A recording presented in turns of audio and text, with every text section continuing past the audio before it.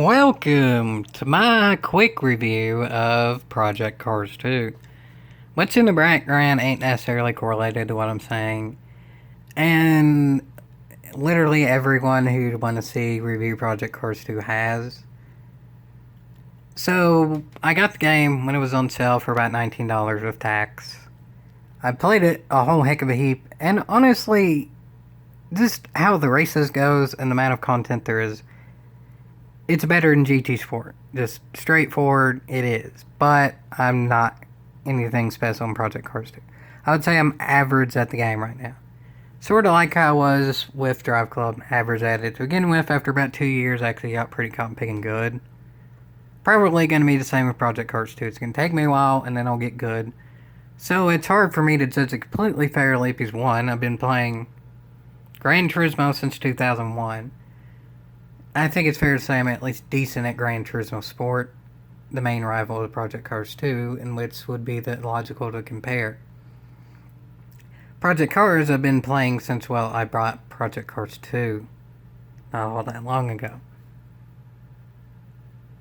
I'll give ratings in what I can. Probably one of the most straightforward is damage. Yes, Project Cars 2 has it. It's better than GT Sport, by default. Use Project Cars 2 has damage. One of the drawbacks to damage, though, is graphics. Graphics of Project Cars 2 are worse than GT Sport, I assume because they have to account for damage. It's like in the Crew 2, graphics are somewhat died down from the Crew 1 because the Crew 2 has planes, and draw distance with planes obviously has to be... graphics have to be tuned for that. So it's understandable that graphics are worse in Project Cars 2 than GT Sport because Project Cars 2 is damaged. So it wouldn't run very well to have incredible graphics with good damage, especially on a standard PS4. With that is how the game runs. There's more glitches and various stuff in Project Cars 2 than GT Sport with how the cars look and the jitters and all that general stuff that's not really game breaking but kind of ugly to see. But there's no major game breaking glitches. The game's pretty well set in that. There is the occasional thing where you can glitch out of the track if you hit a thing hard enough, fast enough, but I think that's pretty much of any video game ever. I mean, there's plenty with GT3 of wheeling and Escudo doing it. There's even something in GT6 where you could exit out of the GT arena. So, I mean, it's common no matter the game, no big deal there. But something that is honestly kind of a big deal is the game's physics. Kind of straightforward for a simulation racing game. What's on screen is, well, not realistic. But honestly, that's how I've been playing Project Cars 2 mostly, is just doing stupid stuff with it and doing fun stuff with it because it allows it. The Monza Oval is pretty cotton-picking narrow, especially compared to modern ovals. That's why it ain't exactly modern. It hasn't been around for a minute. Putting old unstable cars or big heavy NASCARs on it is pretty cotton-picking fun because, well, you can either have damage on, simulation, you can have it on visual, or just completely off. On visual, well, that's quite crazy. The physics allow for a lot of fun stuff if you want to tune them that way. The overall fun you can have with Project Cars 2 is much more varied than GT Sport. While I haven't been able to roll a car without the aid of another car or curb or something in Project Cars 2, other than that, it's better because, I mean, just look at what's on screen here. Honestly, that's what I've been playing the game most with. So judging it for simulation physics is quite hard, not just because I haven't done it tons. I have completed a fair bit of the campaign mode, which is much more structured than GT Sport, but it's hard to say exactly what's really better. Because GT Sport has more variations of groups of cars, like there's way more Group 4 style cars in GT Sport than Project Cars 2. But Project Cars 2 has more total groups of cars, even when a lot of groups are just one-off. But GT Sport kind of has that in a Route X somewhat too. So that's sort of kind of hard to judge the exact bit of which campaign mode is better. It kind of depends on what you like. But the simulation in stuff like campaign mode, or you can be simulating online and stuff, Project Cars 2 is good. GT Sport is good. I mean, I'm not a real race car driver, nor do I use a wheel, so I'm probably not the best judge with that, and I'm not going to act like I am. They're both really good for simulation racing games. I'll say this, I would say the overall presentation of the simulation is better with GT Sport, just because they have the whole FIA Championship thing. So it's more of a tangible thing to go with. Where Project Cars 2 does seem like they have a penalty system and kind of sort of a driver rating system. There's less tangible things to go with. There is esports, but I would say the overall presentation of the esport aspect, Gran Turismo Sport wins, but that's to be expected. GT Sport has a lot of title sponsors, like Toyota and Red Bull and all of the stuff I mentioned in the past. Project Cars 2 seems to be its own thing. It's not really tied to any companies that I can necessarily tell from. So that's kind of a good thing in the sense of it's not monetized with that, so it can be fair across the board. That's sort of a bad thing in just overall how stuff is ran with it. Like, there's no going to Las Vegas to play a video game in Project Cars 2 that I can tell. So with that comes, with there being physics, there's also sort of how, like, it works, how it looks when having those realistic physics.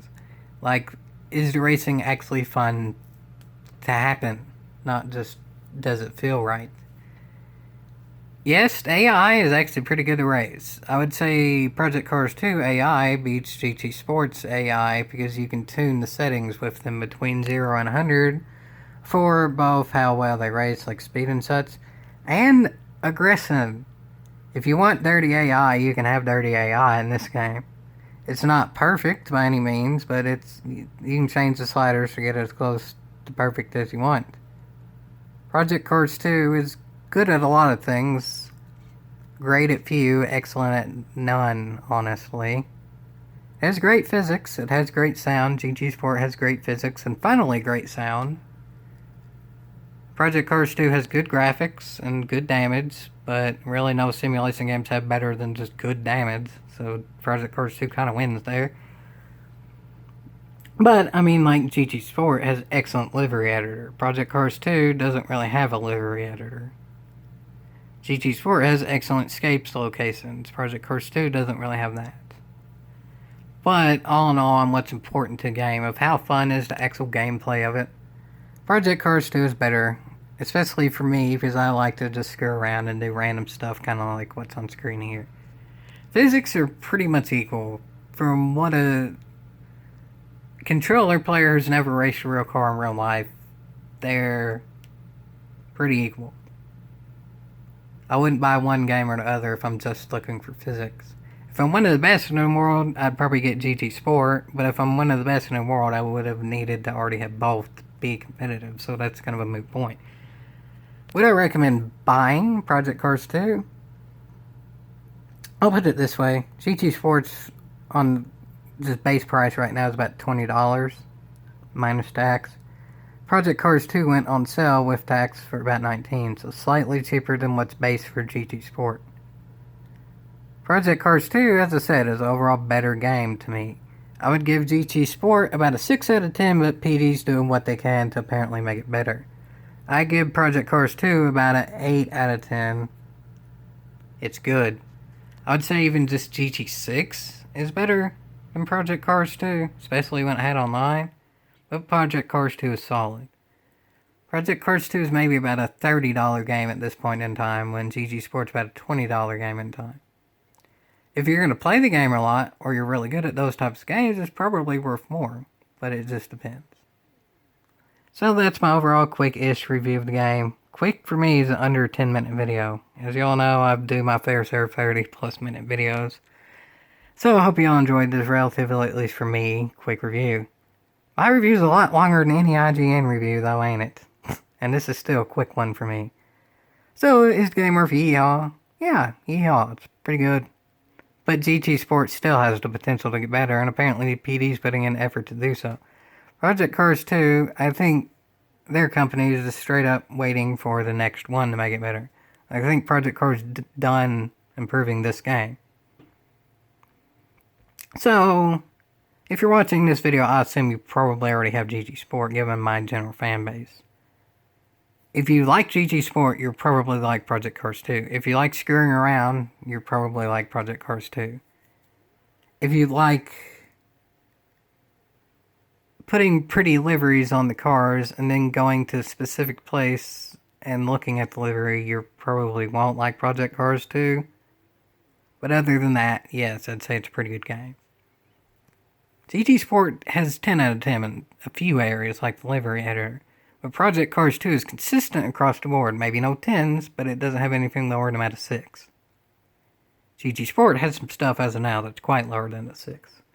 So overall, why I say Project Cars 2 is the better game, I ain't quite good at it yet. And remember, I ain't the best simulation racer in the world. I don't race in real life.